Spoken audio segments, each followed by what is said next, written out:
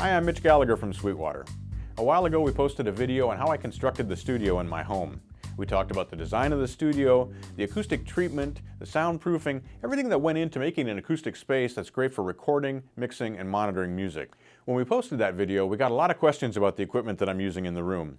So once again, I sat down with my friend David Stewart and we had a conversation about how I selected the gear and how I'm using it. I hope you enjoy our video. I think we talked about in the prior video more conceptually what the studio is for, but I really think that's worth reviewing again in this one. What are you trying to accomplish here in your studio? What's it for? Give us a narrative about that so we have a context for everything. Right. So this studio is built in my home. Mm-hmm. It's in the basement of my home. It was an unfinished room, and we did all the acoustic treatment, and we didn't totally soundproof it, but it's very sound controlled. And we've put the treatments on the ceiling, on the walls, and a leaky wall to manage the bass and everything. So we tried to make the room as acoustically sound as we could. And I really have a few tasks that I do here. I don't do full bands here. I don't do drum kits here. I don't do orchestras. I don't do marching bands. I don't do any of those kinds of things here.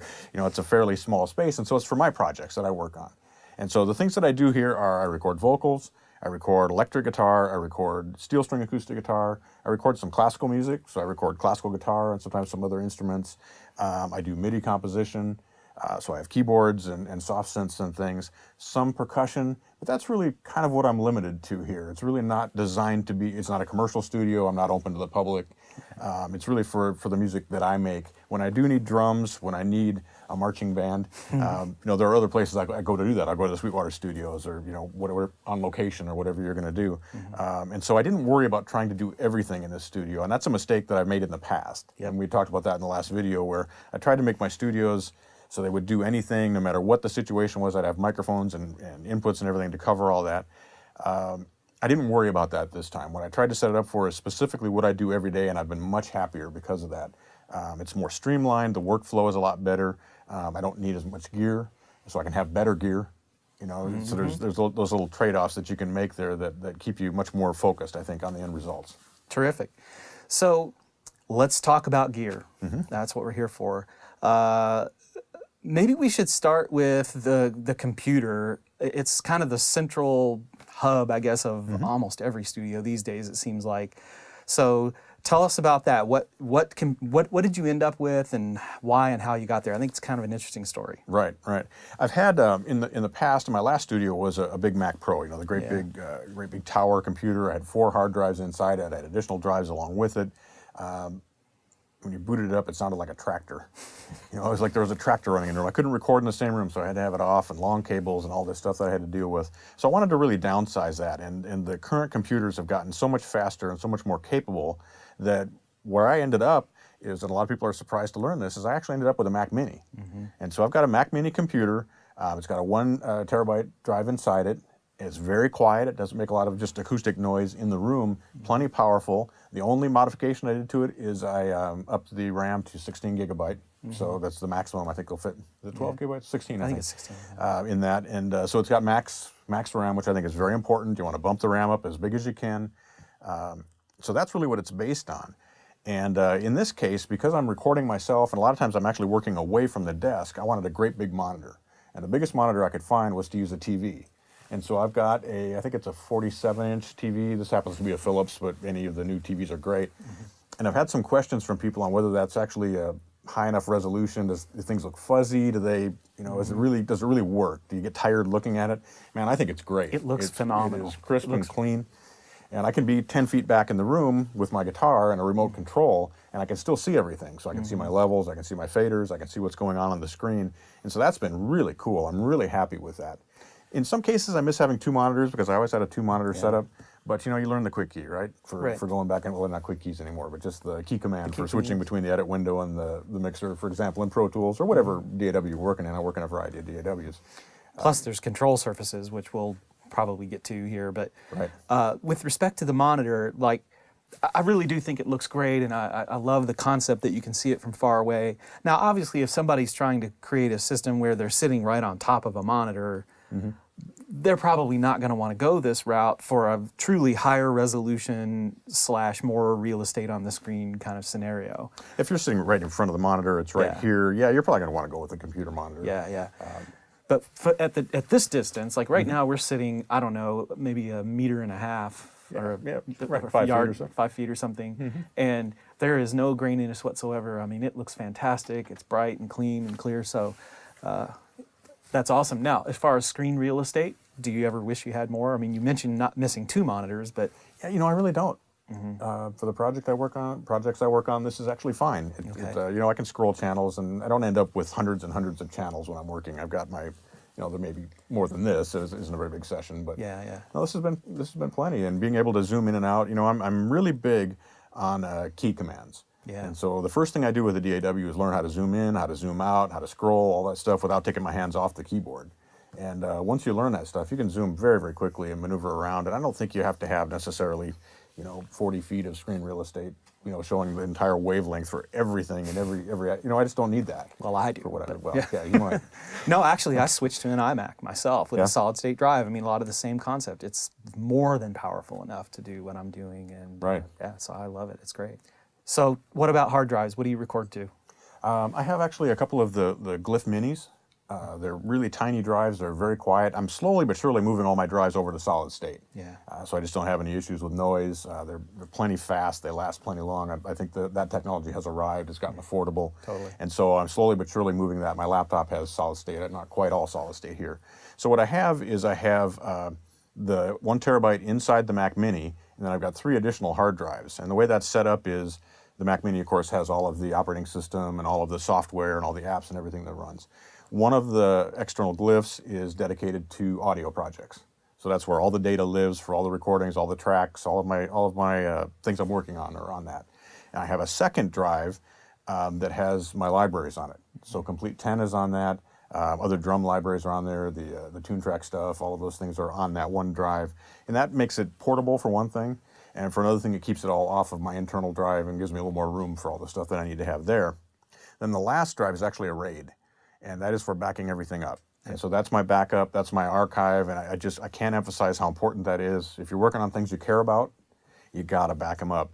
And that's been the best solution I've found. We just haven't found anything better at this point. The tape drives are gone. I don't even have a CD drive anymore in my computer, and I don't have one in my laptop, and so you can't back up to CD. Well, I have an external one, but I don't use it. Right, not for that. And so everything goes to the drive there, and I'm also using Gobbler to upload and back up things in the cloud as well. So that's a strategy you definitely want to have for your studio, some way to preserve your data. When your backups, do you have an automated process, or are you just dragging stuff over? I'm just dragging stuff over. Okay, cool. Yeah. Now, back in the day, we used to always really try to tell customers, don't record to your main system drive, all the thrashing about and everything that happens to the drive, not to mention just filling it up with stuff that's not relevant to the system. Is that still good advice? I mean, would you still recommend that for those reasons, or has we kind of evolved beyond that point now? I will admit that on my laptop, I frequently record to the internal hard drive, and I've never had an issue. Right. Never had a problem, and I've been doing that actually for a couple of years, particularly with solid state drives. They're so fast, and they read so quickly. They don't get fragmented the way that physical media drives do. I don't think it's as big an issue. At the same time, for convenience, for the sake of portability, for the sake of easy backup, for the sake of just dealing with it, I think having a separate drive for your audio tracks and everything is still a good idea, and I still recommend that. Yeah, me too. Okay, good. All right, let's talk about interfaces here. How are you getting all of this stuff into the computer? So I have a pair of Universal Audio Apollo 16 interfaces. Now those are actually 18 in, right, and 16 out, I believe is the way those are set up. So there's 2 monitor outs on each one, and then there are 16. And when you chain 2 of them together, they're hooked up by Thunderbolt to the Mac Mini. And when you chain 2 of them together, you end up with a system that will do 34 outs and 32 ins. Okay. So you have a dedicated pair of monitor outputs, which actually comes up on one slot on my monitor controller. So if I'm just working in stereo, I'm not worrying about anything else, I can just bring those up and quickly be playing and working just in stereo. The 32 individual outputs from the 2 Apollo 16s, 16 of those are feeding into a dangerous summing bus, a 2-bus LT. The other 16 are being used as inserts, and we'll probably talk more about that whole process later. Yeah. So all 32 of those are being used. So that's how my signals are going back and forth. Okay.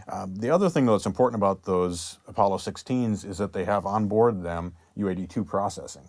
Right. So it's extra DSP power, and that's one of the reasons I can get away with the Mac Mini. I could anyway, Yeah. But it gives me so much more capability. The Mac Mini doesn't have to worry about running all those plugins because I'm running a lot of them using U82. Right. And so all that DSP horsepower is available instantly right there. And you get the latency-free monitoring because I am running a native system here. Right on. Yeah. So how do you run a lot of plugins? I mean, let's just we'll get back to that, but just as a general course of things, you pretty heavy plugin user. You know, sometimes. Okay. Sometimes it depends. Yeah. I find that the real value is not so much in being able to run hundreds of plugins, because I don't do that. Yeah. But there are still a lot of virtual instruments that will bring a computer to its knees if Yeah. they're being used along with a lot of plugins. Mm-hmm. So if you've got 2 or 3 massive virtual instruments that are trying to run, and then you're trying to add even a dozen or 2 dozen plugins on top of that, you can get into trouble. Sure. And with the idea of being able to keep things as virtual as long as possible without writing the tracks, keeping all those plugins live is a good thing in my mind. Mm-hmm. So having that extra DSP horsepower in the Apollos lets me have big virtual instruments running, lots of tracks, all that kind of stuff that can eat up a computer's horsepower, Yeah. but still have plenty of power there for running DSP-based plugins. Cool. Awesome. Okay. So let's just go through in terms of signal flow, and for me that starts at the microphone. Now, we did spend a lot of time in the other video talking about acoustics, and you've got to have the source sounding good, and we're going to skip all that this time, but suffice to say, the best recording system in the world, if the source isn't any good, then it's not going to be a good outcome. So Right, and vice versa. Yeah. If you got a great room and a great source, then you can put just about anything in front of it, and it sounds great. Right, exactly. So let's talk about your microphones. What do you tend to use, and why, and on what? Right. So I have a selection of microphones, but they're pretty dedicated, actually. I have a few microphones that I consider to be more general purpose, but most of my microphones I have for a specific purpose. So just to give you an example, I have a number of stereo pairs. I've really gone to stereo pairs of microphones lately. I like having those. I like capturing things in stereo a lot of times, even a mono source, to give it that extra depth.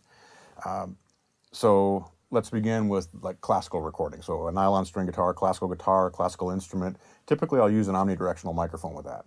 So I can get some room out of it. I don't get proximity effect. I can get up nice and close. I get a lot of openness, and it sounds real. It sounds natural. So the Omnis that I have, the dedicated Omnis that I have, are small diaphragms, and those are Neumann KM183s. They're very quiet, and I find them to be very even. They work well with the instruments that I have. I've tried a bunch of different Omnis, and I really like those.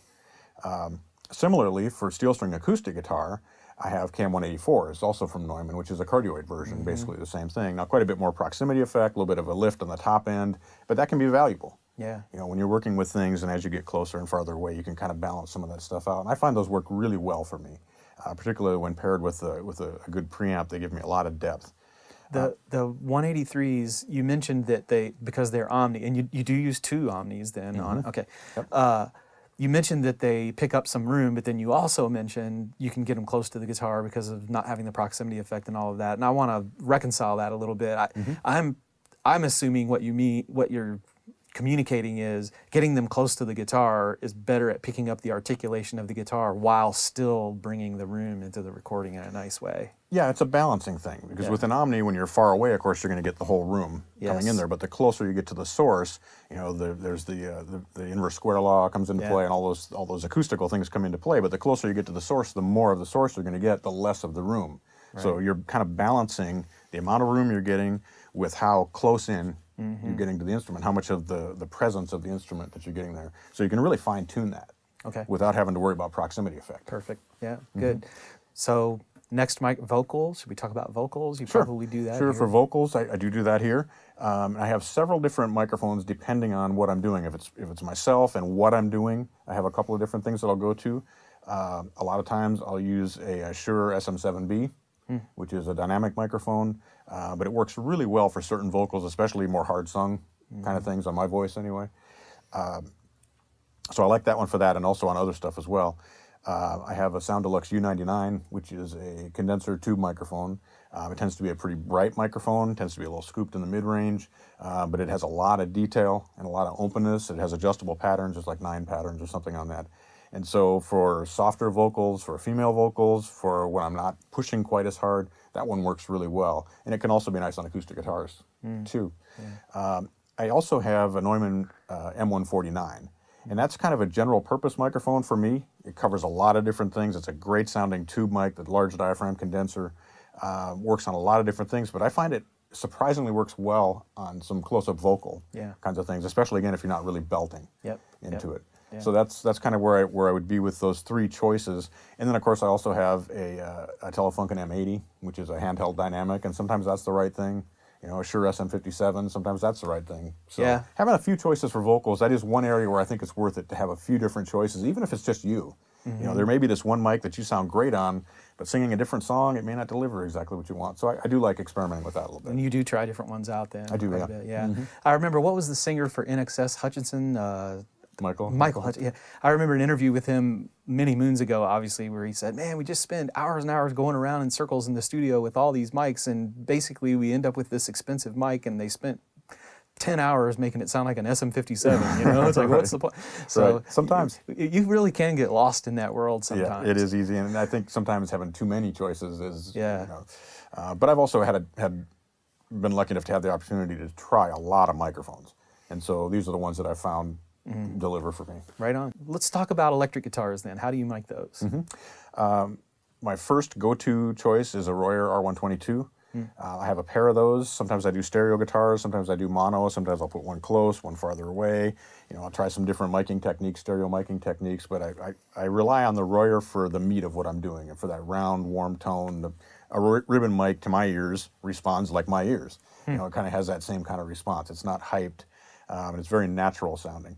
And so I like that pretty close up on the guitar amp, and a lot of times I'll pair that with a dynamic microphone, either the Telefunken M80 or an SM57. Sometimes the Audix i5 I'll drop in there. So I have those three dynamics that I'll kind of cycle between depending on the tone I'm after, the tone that I'm trying to capture, the guitar, all those things. You know, you kind of balance all that stuff out. But I have to say that 8 times out of 10 is probably a 57 and the Royer. That's me too. Are where I end up. Yeah, electric guitar amp, Fort Marshalls, whatever they are. It seems like that's just a great combination. I love those two mics together. Now sometimes it's nice to put a condenser on there, and I have a few general purpose condensers that I use for that kind of stuff. One is Audio Technica. It's an AT4050. And I love that microphone. It's a very balanced, very even, round, kind of natural sounding microphone again, not hyped. It can be great up close. It can be great back in the room. It has multiple patterns. So I find that to be a really versatile microphone for that kind of thing. Yeah. The other stereo pair I have is the Shure Beta 181 stereo set, which comes with 3 capsules. So you pop the head off that and put the other capsule on. So you've got like Omni, Cardioid, I think it's Hypercardioid or Figure 8 maybe. Yeah. 3 or 4 capsules with it, and those are small to medium sized diaphragm condenser mics, and sometimes those will be great up close on an acoustic guitar, sometimes they're great on an amplifier, sometimes back in the room. So having a few of those options to throw up in different places can help you out. All right. Now I'm guessing in a studio like this, you probably do get to mic some small type percussion instruments from time to time and like to do that. And I'm also betting that we've already heard the microphones mentioned that you use on that a lot of times. The same ones, yeah. Yeah, yeah. You know, the K184s will be sometimes, the M149 sometimes works great for that. The Beta 181 sometimes work great, the 4050. It depends on what the instrument is. If it's metallic, you know, if it's finger cymbals or something, you know, you want something that's not going to hype the highs too much. It's going to be a little warmer. But if it's something where you're trying to add articulation, then maybe you'll choose a little brighter microphone to work with that. Right. So I don't have a huge selection of microphones. I do have a pair of Mojave MA200s, which are large diaphragms, and I like having a pair of those. Those are large diaphragm condensers. Sometimes they're great in front of an acoustic guitar, you know, a pair of them out front. Sometimes they're great back in the room. I use those for vocals, actually. That is the microphone that my wife will say sounds the most like my voice when I sing through that microphone, which is interesting. Sometimes that's what you want. Yeah. You know, so it's a great. I like those want microphones. that, but I'm glad. Not for me. Yeah, right. I would want the farthest thing. So I like those microphones a lot, and actually one of my recent additions here at the studio is a set of the MA100s, which is their small diaphragm condenser microphone, and those are really nice too. And I'm just still kind of learning those. And again, great on acoustic guitar, and they can be great on an amplifier.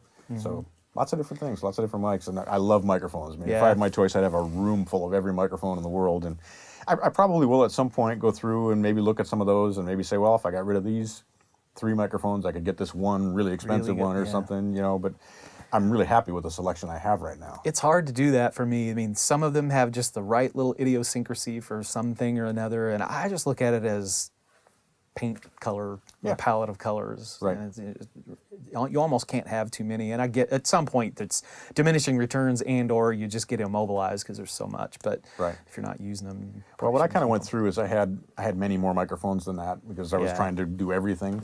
But I basically went through the list and said, I haven't used that in 2 Yep. years. I haven't used that in this long and this long. And so those I decided to reinvest and move up to some of the higher end microphones that I was able to get then because of that. Right.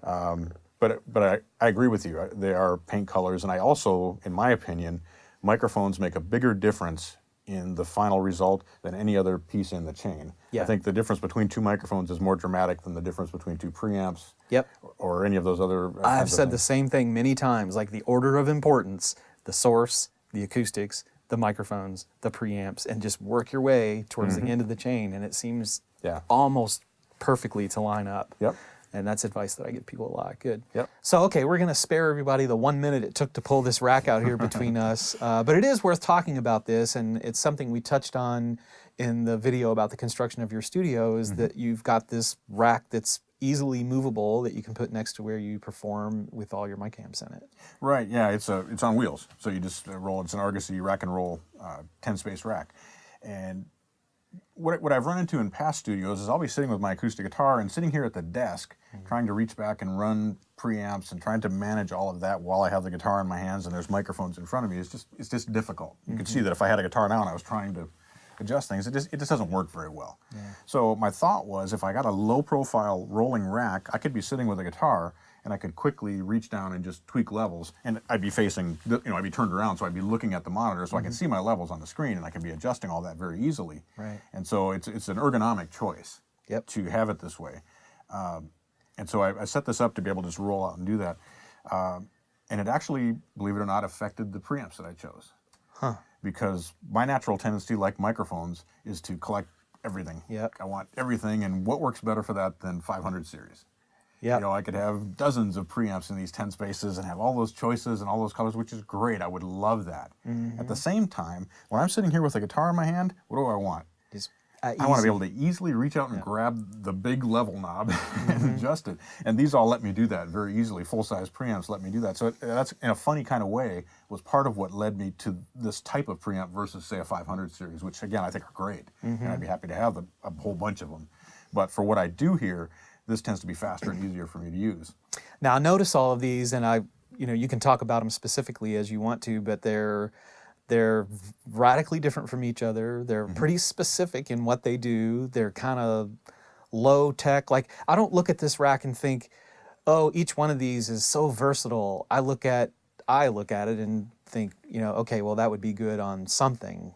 Right. Is that how you're kind of putting it together? Yes and no. Okay.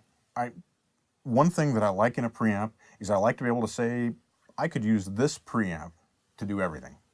Okay. And I could plug a microphone into Sure. any one of these preamps and I could record everything and it would be fine. Okay. I'd be happy with the results. Right on. At the same time, I chose specific things that are focused toward the tasks that I do in this studio. Gotcha. And so, yes, that was an overriding concern, was to make sure that I had that. And it made no sense to me to have 3 preamps that were all great for recording electric guitar. Right. Instead, I chose the one that works for me, or one of them that works for me, because again, I don't want dozens of preamps in this situation. I would love to have that, but in the situation I'm in, it works better for me to have a selection that are all very different from each other and that they do specific things. So yes, I went through that whole process of setting this up. You want to go through? Do you want to talk like which we one can- do you like to record guitar with? Electric guitar. Any of them. Okay. They all work great for that. And, Yeah. and it is funny because sometimes people think you have to have a colored preamp to do electric guitar. Yeah, You right. can't have a transparent preamp, but sometimes a transparent preamp like the Millennium works great. It's the perfect thing. It's the song ultimately. Exactly, and the Yeah. tone, and the microphone, Yeah. and how you're miking and all that stuff. Having said that, the first one I reach for is a Pacifica. Okay. It tends to have presence to it. It tends to have whatever the punchiness is that really tends to work well with the microphones that I have, the Royers in particular, Yeah. and the dynamic mics when they put them in front of a cabinet. Now that preamp, it's not like it's so dramatically colored that it just washes over everything. It has a color and a tone that works well for that. Also works well for steel string guitar, works well for vocals. So it can be a general purpose kind of a thing, but this is the first one I reach for with electric guitar. Also has a great sounding DI. So for a clean bass DI, plugging straight into that works really well. Cool. Good. All right. The Millennia, on the other hand, is my classical recording preamp. This is people think of this as a transparent, straight wire with gain kind of thing. I think is the way that people describe them. And it is. It's a very, very clean preamp. It doesn't add a lot of coloration to it, but it's not sterile sounding. Right. And there are a lot of great clean preamps out there. I happen to like the Millennias. It works really well for me. I have a stereo one here. The Pacifica is also stereo for doing guitars, but this is stereo, so I can put my two Omnis up and capture classical guitar, or two cardioids, or two large diaphragms, or whatever. But this is everything I said about versatility. This is a surprisingly versatile preamp. It sounds good on everything, because it just doesn't.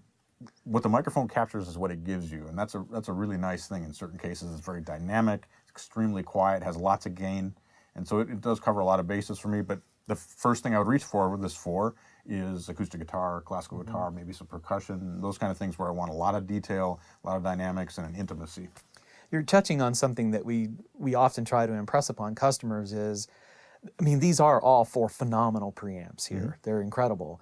And you can buy any one of these and make an awesome recording with it. And that's because of the quality of what they are. And rather than thinking, oh, I've got to buy all this stuff, it's like, if you're starting out, buy a really good something or other and get acquainted with what that quality is giving you. Right. And then maybe at some point you add another one and another one, like you've probably done. Where were you when I was starting out? Yeah, well, Because I've spent money on preamps 4 times now getting to this point. I had to figure all that out too. I was doing the same thing. We probably should have just been trading gear. Yeah, exactly. So you go through all those stages, which is fine too, because you learn a lot doing that. You learn what you don't like, you learn what you want in things. But a great preamp and a great microphone, you're 90% of the way there. Right. Well, maybe not 90. Gear-wise, you're 90% of the way there. The rest of it is learning where to place it, and the performance and all of that kind of stuff is a whole other issue. But gear-wise, you're 90% of the way there. Right. Anything else, like vocals, for instance? Yeah. So I have 2 single-channel preamps. The Vintech X73 is sort of touted as a Neve replica. They tried to recreate the Neve 1073. So it's a preamp, but it also has a built-in equalizer, and it's got filters on it as well, and it's got an output control, so you can drive that and get a little bit of grit out of it too. It has a pretty distinctive tone. It's Neve-ish kind of a thing. I was really not that worried about trying to find the most exact clone of a 1073 anyway. It's just a vibe. It's a vibe, and I find it's just a really good preamp for single channel stuff, whether it's vocals, whatever it might be. When I put a microphone up, this is one that I'll plug into first and give that a try and see if it's the sound that I want, or if I can tweak the EQ. I do like having that EQ capability on at least a couple of my preamps to be able to dial in a little bit at not the source, but very early in the chain before it actually goes down. So if there's something that's bothering me, I can hear it, I can dial that right away. And I use this EQ more for kind of broad shaping. It's not for surgical kind of stuff that you would do later with plugins or things. Yeah. But having that analog EQ on the way in, I think, is really valuable. And you can switch it in and out so you can compare. So this is a good general purpose preamp for that type of stuff because it has that EQ, but I find it works very well for a lot of vocal stuff as well. Good. And do you want to talk about the UA? Sure. The LA610 I've had for a long time. Actually, both the LA610 and the Pacifica I've had for many, many years. I reviewed both of those for EQ magazine when I worked there, and I've had them ever since because they work great for me. Yeah. So this combines a tube preamp with a 2-band EQ, and then it also has an optical compressor. Yeah. So it's basically a channel strip, a tube-based channel strip, and it's quite colored. Yeah. It's designed after the old 610 console, the Bill Putnam thing, and it has that sound that's fat, it's warm, it's rich, it's a little bit fuzzy. I find it works. This is my go-to bass DI. Okay. Plug a bass into this. I've got a little bit of compression. I can tweak the EQ a little bit. It has impedance selection, so you can match a passive bass if you're working with that or different microphones. And people may be surprised at this. This is also where I go for vocals a lot. So I'll run a vocal microphone into that. I've got a little bit of just real broad high and low EQ. You got that warmth and that fat sound that comes from this. It's very dynamic, and so I love this preamp. A lot of people talk about, well, you should have the Mark II, and the Mark II does have more headroom, a little cleaner and those things, but the Mark I has worked great for me, and so I already have it. I'm not going to update at that point. Yeah. But yeah, the Mark II is even better. Yeah, they're really as far awesome. as that goes. Yeah. So yeah, this is a great preamp. So I only have 6 channels of preamps. Yep. But again, look at what I do in my room. Most of what I do is stereo miking or mono miking. Occasionally, I'll do a pair of close-up mics on a guitar and a pair of distant mics, in which case I probably put the Pacifica to work. Or if I have to, the way that I'm set up here is I have my inputs. The first 6 inputs here are feeding directly into the preamp, so I don't have to go behind the rack. So I can just plug my microphones in. These 2 inputs are actually line inputs that go straight into the audio interfaces. Oh, okay. So I can bring a pair of preamps in here and put them right in here, and they show up directly in the interface. So I call those my guest inputs. Gotcha. Because I review gear here as well. Yeah, all the stuff for Sweetwater. I do the Sweetwater Minute product reviews, the hands-on reviews for InSync, for Sweet Notes. All that stuff happens here. So having to tear the studio apart to plug a preamp in is not my idea of fun. Yep. So having a couple of guest inputs, and I may actually expand it. I've got 4. These are just blank at this point. And I may run those just straight in. I've got enough inputs in my interface to where I have even more guest stuff because it's convenient to be able to do that. Yeah. So 6 preamps covers me. I can do my vocals, I can do my bass, I can do classical, acoustic, steel string guitar, I can do electric guitars, I can do percussion. If I have a couple of people here, I've had 3 people here where we did a bass and we did a guitar and we did a vocalist at the same time. I've got plenty of inputs to cover that. And so for what I do, this is what covers me. That's awesome. The hard part is resisting, because there's so many cool preamps, and they're all so great. There's so many great choices, and the option anxiety, what preamp should I get? What preamp should I get?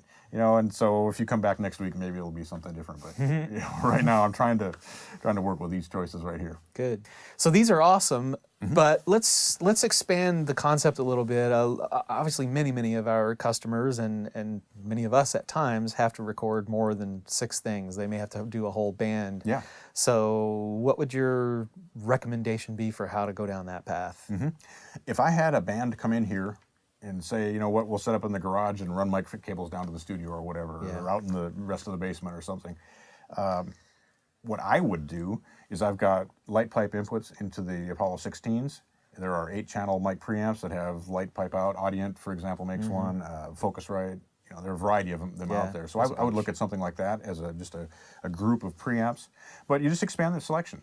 Yeah. And so maybe you look at a preamp that works great on kick drum and on snare drum. If you're doing bands all the time, you just expand what I did. And you need more channels. And I think the interesting thing there is to consider whether you're going to take a console approach or whether you're going to take a piecemeal approach. Right. Because I came up in the music that I grew up on, without dating myself too much, was the music of the 70s and the 80s. Yeah. And that music was recorded on consoles, so everything went through the same preamp. There were no standalone preamps, or very few standalone preamps in those days, right? That's right. And so there's all this stuff about, and I'm guilty of it myself, of saying, well, you can't do everything with the same preamp because this frequency will build up and it ruins everything and the world might end. And that's just not true. I mean, you can use the same preamp for everything. So there would be nothing wrong with having 24 channels of Pacifica to record your rock band, or 24 channels of Millennia to do your orchestra, which people do all the time. Sure. At the same time, there's a lot of beauty in saying, you know what, I want the Pacifica for my electric guitar, and on the other electric guitar, I'm going to put a Chandler, and I'm going to have Millennias for my overheads, and for the snare drum and the kick drum, I'm going to use the Shadow Hills, and I've got API for my toms, and I've got the vocalist is going through this tube tech channel, and all those choices where you can really dial it in and get the perfect thing to match with your perfect microphone, with the perfect vocalist, and all the instruments and things. I mean, that is so cool. Once you learn the distinctiveness of what they are, it really is cool to have all that stuff. And that's an important point. That's, learning what these things do and what they're capable of. Yeah. Because I think you go on to the various forums and, Pacifica's only for recording electric guitar. Well, no, it's great for acoustic guitar. It's great for vocals. It makes a great bass DI. All the preamps can be used for anything, but they have strengths. Right. And so you find the ones that work to the strengths that you need and that complement the other gear that you have, and I think you're in good shape. So it's really just a matter of expanding it and choosing whether you're going to say, I'm going to try and get a sound of 24 API preamps in a console, or I'm going to piecemeal it together and get all these different paint colors that I can kind of dial in. As we mentioned earlier, microphones are probably the biggest source of the tonal coloration, but preamps are the next level, I think. Right. I mean, there's a gap there, I think. I don't think it's as dramatic, but it is there. Yeah. There is a difference between them. Yeah, right on. Good. So let's talk about some of your other signal processing that you use. Okay.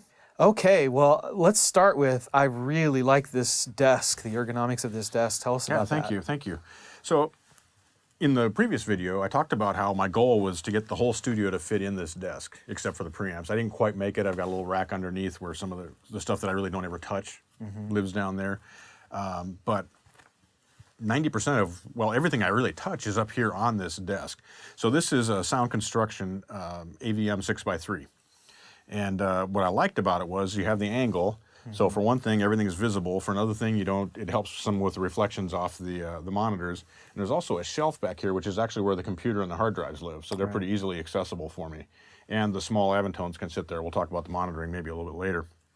On the front shelf, my idea was to keep that pretty clean because it seems like there's always papers and you'd have a book. I actually have a clamp thing that goes on the desk and holds my iPad, and all my manuals are in my iPad. Right. And so when I'm working, if I need a manual, I can quickly call them up. I also use my iPad for instruments, and I use it for some of those things. So that actually goes on a clamp here on the edge that sticks up on a stand.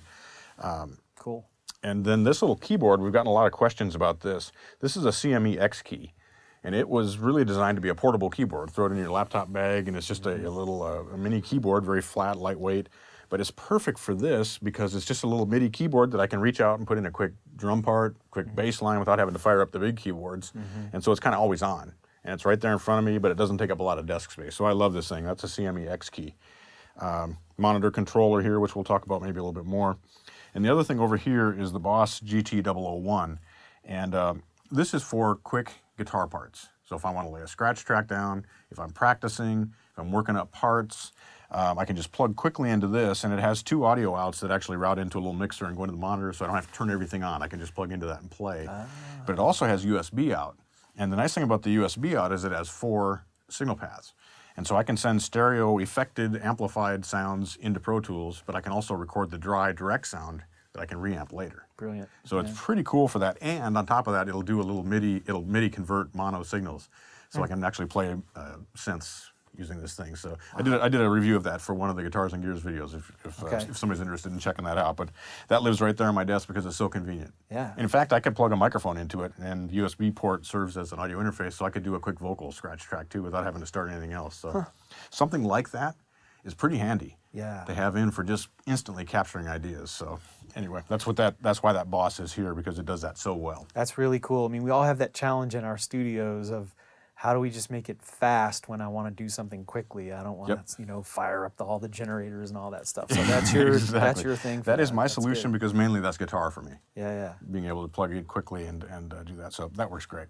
Good. But the meat of the studio, I guess, is really the 18 rack spaces that we have here. And we talked a little bit about this in the last video, but I think to expand on this more, my concept was to do a hybrid studio where I'm combining analog processing with plugins running inside and using each of them to their strengths. As I was thinking about this video, when we were talking about doing it, I came to an interesting realization that I've got 7 channels of compression. There's one in the 500 series rack and then 6 channels here. They're pretty vintagey. This is the type of stuff you'd have found in the studio in the 70s, right? Yeah, you'd have found a DBX, you'd have found 1176s, an LA2A. Yeah. This is an LOP from Manley, but that's an optical compressor. Right. That's that kind of stuff that's kind of, again, like the preamps. An LA2A is not super versatile. It works on a lot of stuff, but it has a way that it works, and it sounds great. I love that thing. But it's not the kind of thing where I tweak every single parameter and I spend hours dialing it in to get it exactly right. There are other compressors that do that so well. And in my opinion, what does that so well is plugins. So that's where I will go for a plugin, is when I want something where I can really dig in, where I can do surgical stuff, where I can really tweak the parameters and work with all that. I think a plugin is ideal for that. And of course, there are also plugins that offer a lot of different sonic capabilities and things too that are wonderful.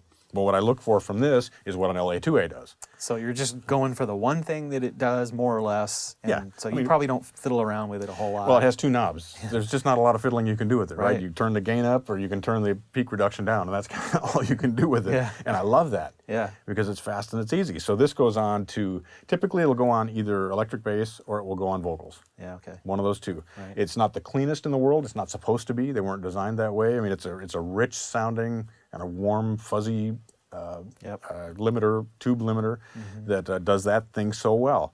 Same thing with this. This is a 21176, which is a pair of 1176 compressors in 2 rack spaces, which just saved me space in the studio, because I've got 18 spaces here, and so I didn't want to have 4 of them be that. Right. I was giving up quite a bit with the LA2A already. So again, it's a simple, fast compressor to use, has a very distinctive sound. I love it on electric guitars. I love it on drums, sometimes on vocals. So that tends to be what I reach for there. The 160A has a definite sonic signature. I like it. It has a real tight bottom end to it. Some people see that as not as much bottom end. I see it as real tight and controlled. And so if I've got a boomy bass, I'll reach for that. If I want to tighten up the kick drum, I reach for that. Sometimes on vocals, I reach for that, but it's super easy to use. You know, it's got the, you do the over easy compression or whatever, you just kind of tweak the knobs and it sounds great. The meters look cool too. Yeah. So I mean, what more could you ask for? So that's kind of those. The L-op, again, is super simple, right? We've got gain, we've got reduction. Yep. You can bypass and you can set the meters, and that's really all you can do with that. But this is a clean tube version of sort of like the LA2A, much cleaner. A lot of times I like that on vocals. And sometimes on instruments as well. Sometimes on a mix, not real often on a mix. That's not where I typically go for it. But I love that because it's a big sounding without being super colored. You know, the Manley stuff is pretty pristine, even though it's tube. Yeah. And it has that response. And so that makes a great alternative to the LA2A, the 1176, and the 168. I've got 4 distinct colors there. Yep. The last compressor I have is the 7X500, which is from Lindell Audio, and that's a 500 series. And it actually is in the same family as the 1176. And so I've got 7 channels of compression with this. That lets me dial in a similar kind of a thing. My approach is my primary tracks, so which I classify as kick drum, snare drum, bass guitar, lead vocal, probably guitars. Yeah. Would be my other, maybe stereo guitars. You know, that's like 6 or 7 tracks, right? Yep. So those all run through the analog processing and get the benefit of that, the tone of that, the response of that. And also, those are the ones I'm going to tweak the most, so the ones I can reach for and grab. Yeah. And get that kind of a response. Beyond that, if I need more LA2As, I'll use the U82, I'll use the Waves, I'll use whatever other plugins I'm going to call up. They'll give me that same kind of result, but it'll live more in the plugin world, Right. as far as that goes. So that's kind of the way I approach that. Now all these are on inserts, and so to add one in, I simply have to go to Pro Tools, open up an insert, Sure. and instead of a plugin, you go down to I/O. Yep. And I've got my 1176 here, and we're routed to the 1176, and so it's very simple. So they work as plugins as far as I'm concerned. So I'm not saying I always go for the hardware first and I never use plugins or I don't make plugins a priority. Sometimes, if I want a particular plugin process, I'll grab the plugin first and I won't use hardware at all. Right. Sometimes it's all hardware. It just depends on the situation. Probably. In my mind, they're equal. Yeah. You know, it's not like I think these are far better quality, so I won't use those. That's not the case at all. This is a case of being able to physically reach that. This has a particular color I like for a lot of the things that I do, but much of the work that I do, a plugin is better for. Right. And so I'll go for the plugin in that case. And maybe it's an emulated plugin that recreates a LA2A or a 160 or whatever it might be. And maybe it's an entirely different kind of plugin, you know, that I use for that kind of thing. So in my mind, they're really equal, and I freely switch back and forth between them, and I have them all set up on inserts so I can just quickly call them up. And we're showing it in Pro Tools here, but I use PreSonus Studio One the exact same way. Right. Ableton Live, you can use it exactly the same way, so I have that on here as well. So whatever DAW I'm using, I treat them exactly the same, and I just switch it back and forth pretty freely between them. Right. So to continue on, that's my dynamics processing that I have there. Okay. And that is all on the second Apollo 16 interface. I was going to ask you about that. You mentioned that you had one of your Apollos devoted to inserts, which there's 16 in the Apollo, but I only noticed 14 of them were set up in your software. So you're just not fast using eyes. them too? There's a very specific reason for that. If you look at this, I have 14 channels of processing. I've got 8 channels of processing here. I've got 7 EQs and 7 compressors. So I've got 7 channels of compression, 7 channels of EQ, total of 14. When you run Pro Tools native, you can have a maximum of 32 ins and outs. That's the maximum that it supports. Okay. The 2 Apollos together are 34 by 32, but the way they default is those monitor outputs, the extra 2, are number 1 and 2. Gotcha. So basically, running in Pro Tools, I can only access 14 inserts. Gotcha. Along with my 16 outs that feed the summing box. Right. So that's why. So yeah, unfortunately, there's 2 kind of channels that are kind of wasted on that interface. And in other DAWs, when I use Studio One, I could access those other 2. If I use Live, I could access those other 2. But for the sake of just my brain not exploding, I keep it consistent and just say I've got 14 channels, and that's a limitation that I've set for myself. And if it doesn't work with those 14 channels, then it's just not going to work, kind of thing. So I don't think limitations are always a bad thing. No, I don't. Especially when you have them in place for a particular reason, and then you just abide by them. That's right. That all kind of Boundaries works are out. good. Yeah, it can be good. Yeah, it can be good. good. So All yeah, right. that's why that's set up that way. So I mentioned I have 7 channels of EQ. Okay. And what I have is I have 4 channels of SSL EQ in 500 series. That's a 611 EQ. It's a 4-band EQ. It gives me plenty of shaping capability. The high, low band are switchable from peak to shelf. And so I'm almost, going for that SSL console kind of a thing with those 4 channels. Next to that, I have the Great River 32 EQ, which is kind of a similar kind of a thing, but it comes from the Harrison console. It's a little bit different flavor of EQ. It's nice and smooth. And it also has low and high pass filters. Right. And for certain things, particularly vocals, I like having that filter on the EQ right here. In other cases, I'll just do it with an inserted plug-in. And I'll just do a high pass or a low pass, and that's fine. But especially for vocals, I find this works really well just as an EQ, and also having those 2 filters works great. So that's why I have that. Okay. Next to that, I have 2 of the Lindell PEX 500s. And these are basically Pultec style EQs. And so kick drum, bass drum, vocals, snare drum, guitars, 1 left over for something else is kind of my approach to that. And then plugins. And sometimes I'll just do it all with plugins. I'll do a Sonox EQ or a Waves EQ or whatever. There's so many different choices that are great. So that works kind of the same way as I was talking about with the dynamics. I don't see one as being better than the other. But I love a Pultec on a kick drum. I love a Pultec on a bass drum, bass guitar rather. The Harrison I do tend to reach for vocals. So, this just works out as my grab it and go. Do you track through all this stuff, the EQs and or the compressors? It's an excellent question, and the answer is no, I do not. Okay. And I have pretty specifically avoided patch bays in the studio for the sake of simplicity and not the extra wire and all that kind of stuff. But I'll be honest, my mind is thinking toward maybe wanting to be able to track through the LA2A, maybe track through this. At the same time, with the UAD platform, with the Apollo, you can track through their plugins in real time without latency issues. And so I can put an LA2A plugin on that and be there, in the same way without having to patch cables and having to all the stuff that it gets into with that. For the sake of simplicity, I did not do patch base, so I do not. But I have some things over here that are dedicated to the stereo bus, and it'd sure be nice to use some of those during mixing, and it'd sure be nice to even use some of those during tracking. So, you may see a patch bay next time you stop by the studio. I don't know. Okay, so we're still evolving. Yeah, it's always evolving. It's always evolving. Yeah, absolutely. Right on. Okay, so let's maybe move into more of the mixing phase of the project. I see some equipment there that's probably going to be pertinent to that, and probably end up talking about some of the stuff underneath as well. Right. So tell us about your mixing workflow. Let's start from the big picture. Well, the workflow is that I've actually done a video on how I prepare the mix. It's a how-to video that's up on YouTube that you can find that kind of talks through how I set things up. But then it's really a matter of choosing the colors that I want for a particular thing. And as I mentioned, I kind of have my go-to defaults, but it doesn't always work that way. Sometimes the kick drum is perfect through the 1176. Sometimes it's the 160, whatever. You have to try some of that stuff. Because as with the preamps, these are 5 very different compressors. They're totally different response, totally different tones. And sometimes one works great, sometimes the other works great. And the same thing with the plugins. It's when you get the Waves package and you get the Sonox package and you get the UAD package, you've got hundreds of plugins to choose from there. And whatever percentage of those is compressors. Or whatever percentage of those. Lots of different colors and lots of different choices. So you have to invest the time. You have to say, I'm going to learn what this 1176 sounds like on a kick drum, on a snare drum, on a clean electric guitar, on a distorted electric guitar, on a vocal, on a tambourine, whatever it is. I'm going to spend the time, invest the time to learn that. And the same thing with the plugins. Now, I won't tell you that I've gone through every single plugin and tried every single instrument through every single plugin. Thank you. Wow. But after doing this for a while, your ear will start to tell you. You put that on there and you say, I can hear that plug-in, that compressor tends to accentuate the top end a little bit. It tends to be kind of grabby. It tends to, whatever. And so then I know, well, then that's going to be great on this type of a source or whatever. And so that some of that is just experience and just trying a lot of stuff and doing it a bunch of times.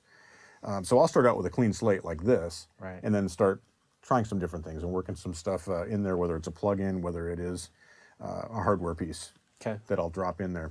Now, all of this, we talked about the Apollos. One set of 16 channels goes into the 2-bus LT from Dangerous. And so that sums that down to stereo.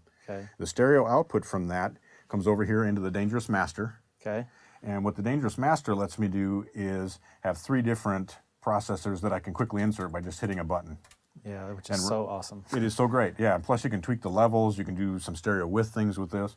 And it has 2 sets of outputs, so I can route an output from this into my monitor controller and an output from this back into Pro Tools for capturing my stereo mix. So that's how that all gets back in there. So this kind of serves as the hub for the 2-bus stuff, the stereo output stuff. And right now I only have 2 processors inserted. I don't have 3. But what I've got is a back EQ, which is also dangerous. And that's a high frequency and a low frequency. It tends to be a real gentle EQ, but I absolutely love it. There's nothing better for opening up the top end and for rounding out the bottom end, or for just shaping the mix. I think that is just awesome to be able to do that.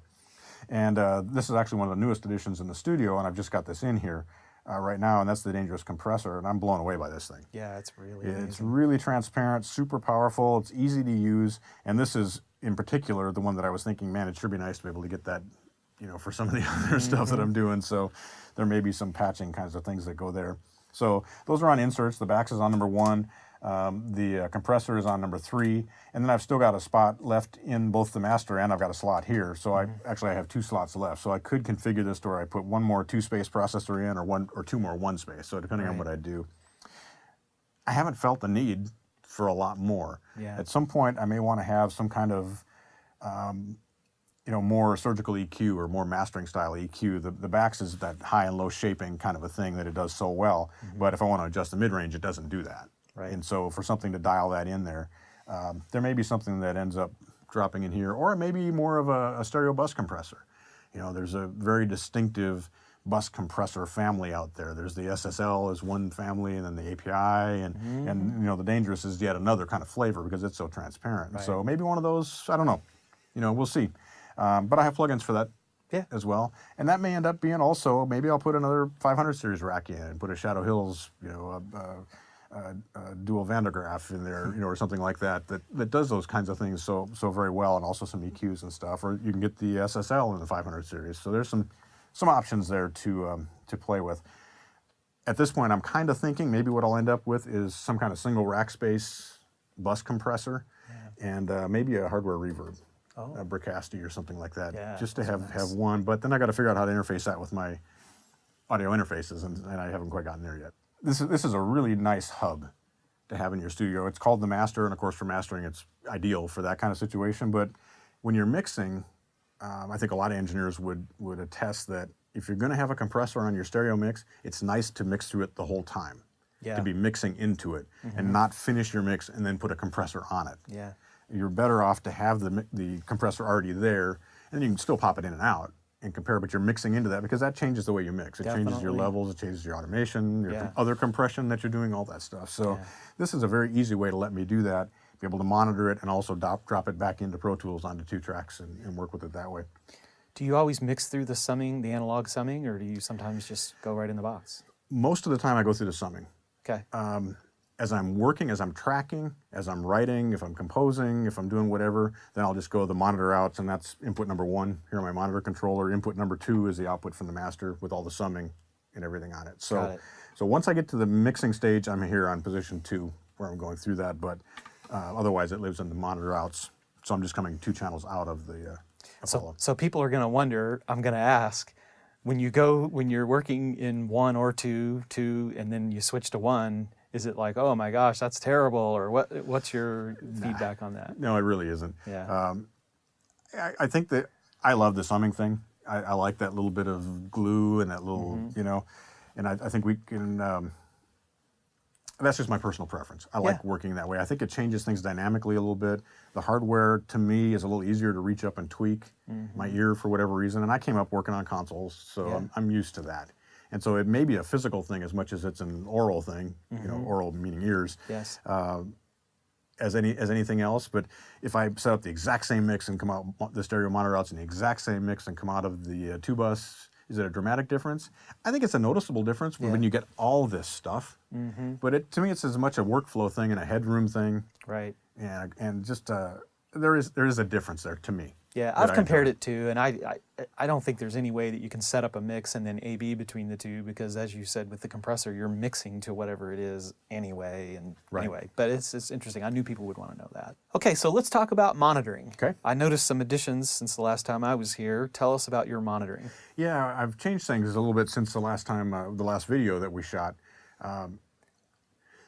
Really, my thought process was that we put so much into making this a great sounding room. Right. Russ Berger came in. He helped me with the leaky wall that we talked about in the other video. The way that helps with the bass trapping. I've got all this treatment that I've done, and we went into so much detail in that in the other video. Right.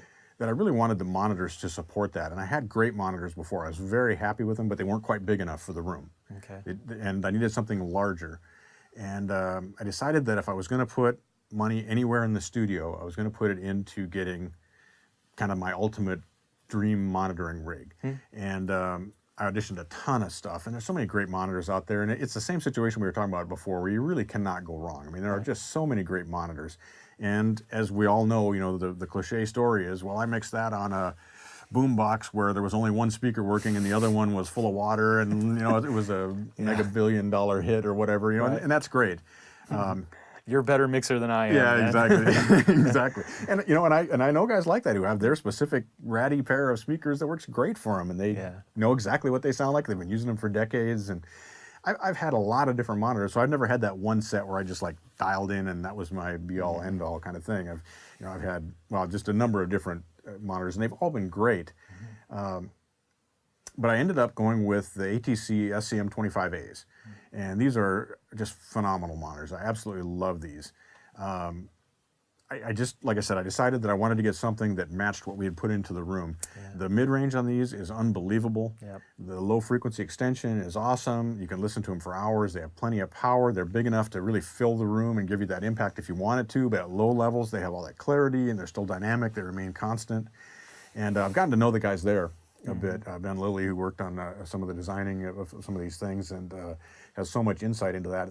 They really designed the speakers to be ideal. So you don't have all of the tailoring switches and all the EQ and all that stuff on there. They say, these are the speakers. This is what a speaker should sound like. If your room sounds good, these sound good in there. And so I have this room, and Ben actually came over. We put these speakers in here, and he put up his measuring rig and measured the room, and we were both like, wow, look at that curve is like this. It's amazing for this size of a room. Right. And so as I listened to these in here, I absolutely fell in love with them. And so I did go with the SCM 25As, and I do not regret that at all. Those are phenomenal, phenomenal monitors. Having said that, you need a real world monitoring kind of situation too. And so I have a pair of the Avantones, and those are one-way speakers.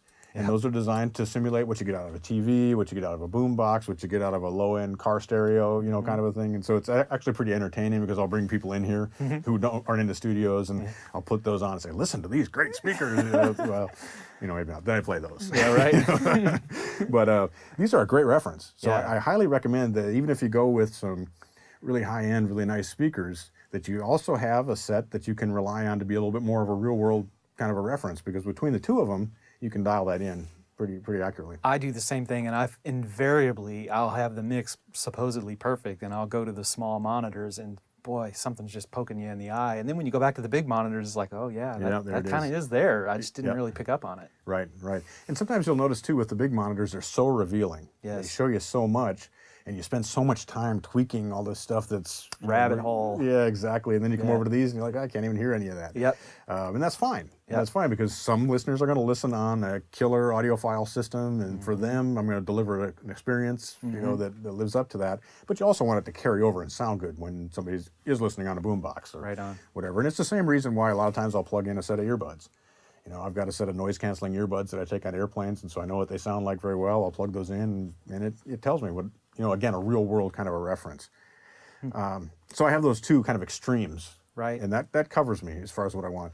I've got the big monitors. Actually, both sets of monitors are on isoacoustics stands. I think that speaker isolation, that monitor isolation thing is totally valid. Yeah. I remember at the AES show, I saw the very first demonstration that a company did of those, and I could hear it on the AES floor. I could hear the difference. And so having those isoacoustics things, I like having those on there as well. So there's a small set under these, small set of isoacoustics, and a large set under those. Right. The monitoring system is driven by a dangerous monitor, and that's in the rack underneath there, and that gives me both my headphone out and it gives me control over there's a talkback input if I want it and that kind of stuff. Right. I don't tend to use it very much for what I do here. Talk to yourself. Yeah, exactly. But the whole thing is controlled from the remote control, and so this gives me volume control. I can mute and solo either of the speakers. I can select between the two sets of speakers, and I can select my various inputs. So I've got the stereo out from my Apollo 16 is coming in on input 1. The summing through all of the stereo bus processing is coming in on input 2, and then input 3 is actually coming from a little mixer I have underneath, a little Rain mixer that, just by way of trivia, actually used to belong to Roger Nichols, who did the Steely Dan bought it stuff from and his John estate Denver. or whatever? Yeah, I did. Yeah, Yeah, that's when so he did. cool. Yeah, I knew Roger. He used to write for me at EQ, and so Yeah. I was glad to get that, and I use that as a little sub mixer, and so that brings in. I've got a DVD player under there, so I can actually have a DVD playing if I want. It's a Blu-ray player, so that'll play on the TV, and I can bring the audio out through this, which I don't do very often, but I do use it for loading up a CD and listening to that, and I can switch back and forth. And that submixer also brings in some of the instruments that we'll probably talk about a little bit later. So that's kind of the way the whole monitoring setup works. And it's all just controlled right from here, which I love. I can just reach out, and that's kind of my center section of my console, if you will. It's all right there. Now, of course, mixing is a whole universe unto itself, and this isn't really a video about mixing, but quickly, do you pull a reference up? It sounds like you've got the inputs to put CDs in, or I don't know whether you have one for an iPod or whatever. Do you pull these kinds of things up and listen to them while you're working and Absolutely. reference that? Absolutely. I am not a full-time engineer. Yeah. You know, I work at Sweetwater full-time. I do product reviews. I do articles. I do, lots of stuff at Sweetwater. I also teach recording at the Indiana University and Purdue University. I have a branch here, and I teach advanced recording there. And so the time I have to actually do the engineering is not 8 hours a day. You know, if you're working 8 hours a day, I think references aren't as important because you know what it sounds like. You're doing it all the time. So for me, I'm coming in here my few hours a day, or maybe a few hours a week if it's a really busy week or whatever. I have to have something to my ears. Yeah. So the first thing I tell my students, and I recommend this to everybody, is have reference material. And I've got a slate of, I've actually gone now to all high resolution stuff. So everything is 2496.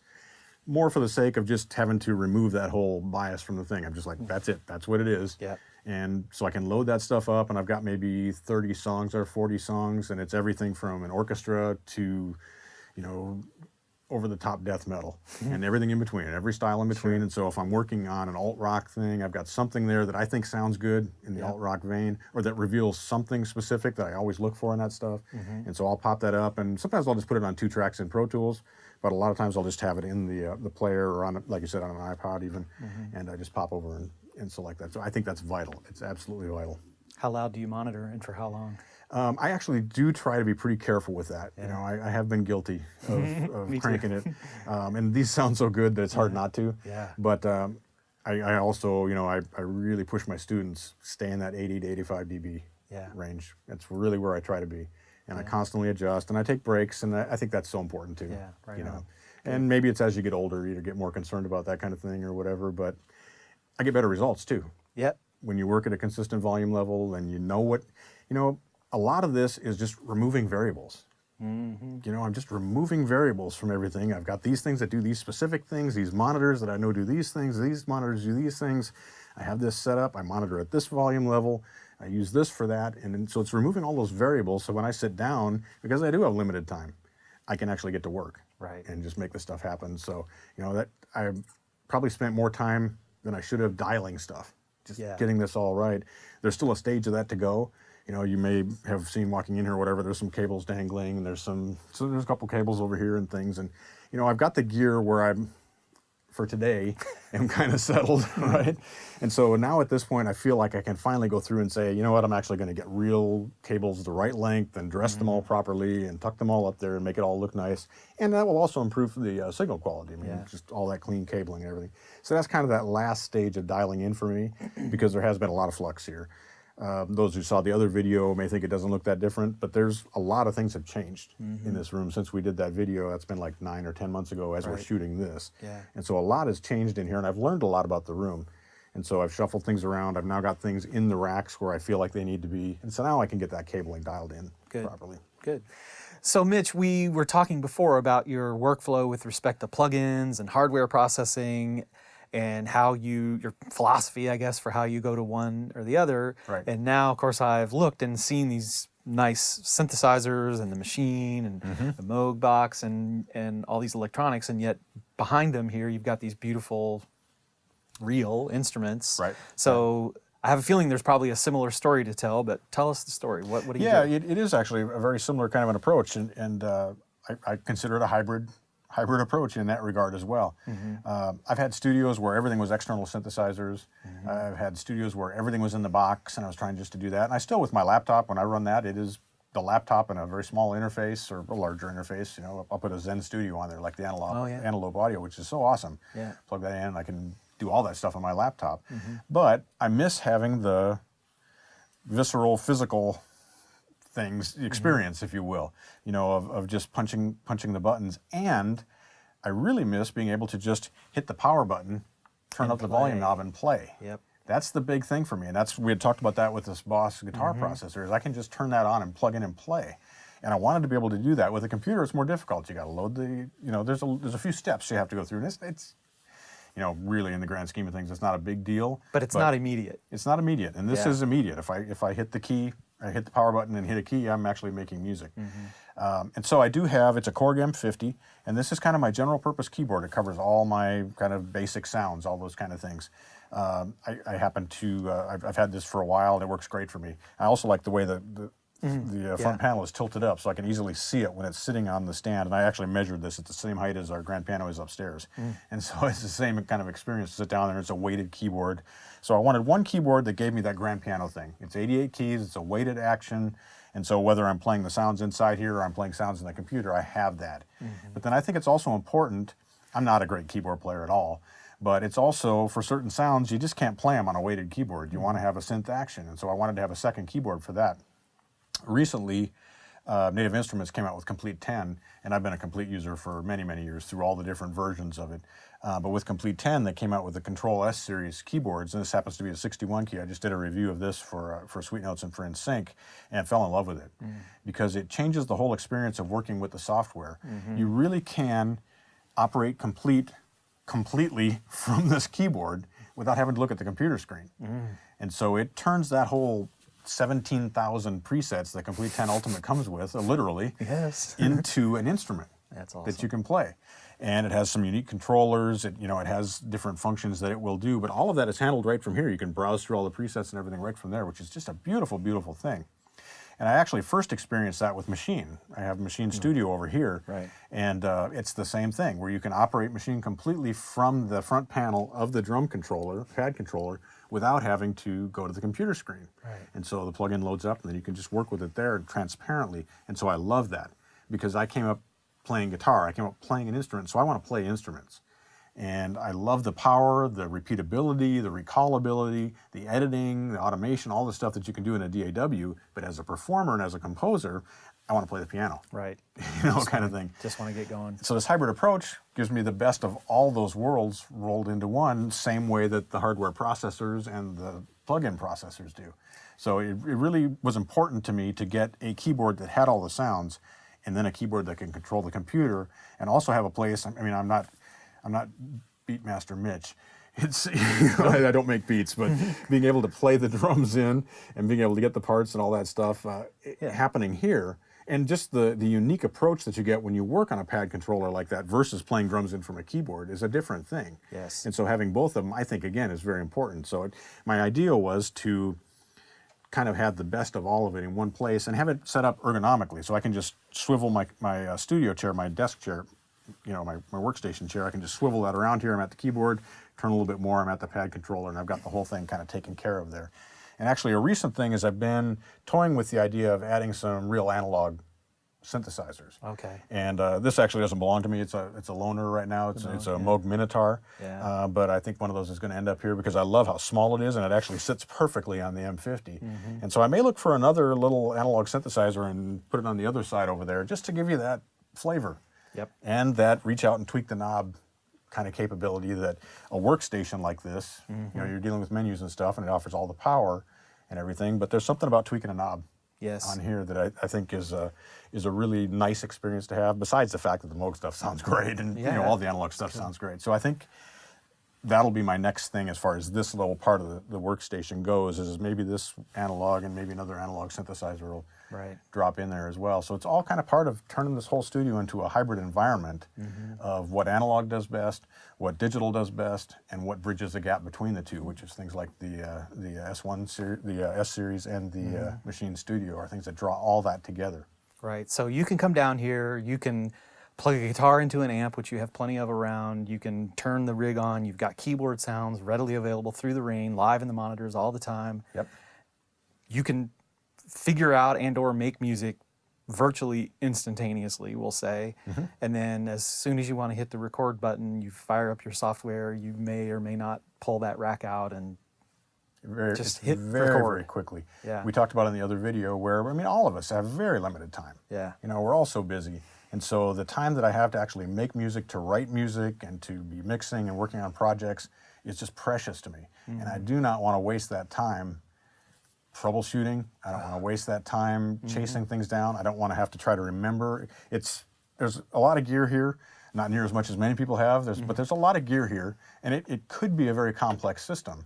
But I've got it set up to where it's a couple of button pushes to make any given thing happen. Yes. You know, I can access the hardware compressors by just putting an insert in Pro Tools. Yep. I can access this keyboard by hitting one button on the monitor controller. I tend to leave stuff powered up. I turn the TV off and I'll put the computer to sleep.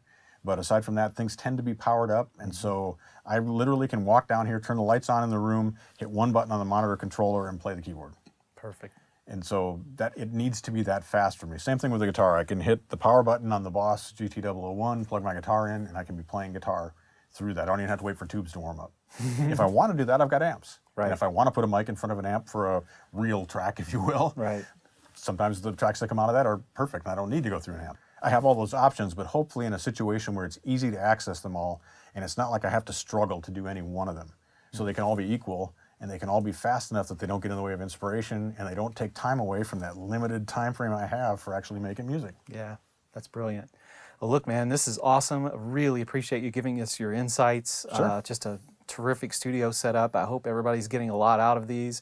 You know, maybe we'll do another one at some future point in time, but boy, we covered a lot of ground. The studio will be here. totally different. We know it will. I mean, a year from now, I'm sure you're going to have some different stuff going on, but right. this is terrific. I really appreciate it. Absolutely, and I do want to reiterate one point, and we just said this at the beginning, but this is what works for me. Yeah. I put a lot of thought in this. You know, my lunch hour, I'll sit and be thinking about that or whatever, or when I'm driving in the car or in the shower or whatever, that's when I do the thinking, right? Like a lot of people do.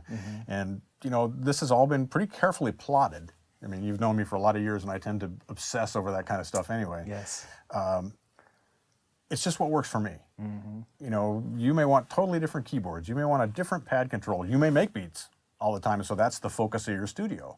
You know, it's not mine. It's a secondary thing, but I like having that controller for doing drum parts, whether I'm making beats or just playing in an acoustic drum part kind of a thing. Right. You know, so you may have a totally different focus. You may not do a lot of recording with microphones, so you don't need mic preamps. It doesn't matter. What matters is the thought process and finding the products that get you to where you need to be to make the music, because that's why we're here, right? Yeah, exactly. Yeah, bingo. That's great. Mitch, you've got a really amazing studio here, and it's just beautiful.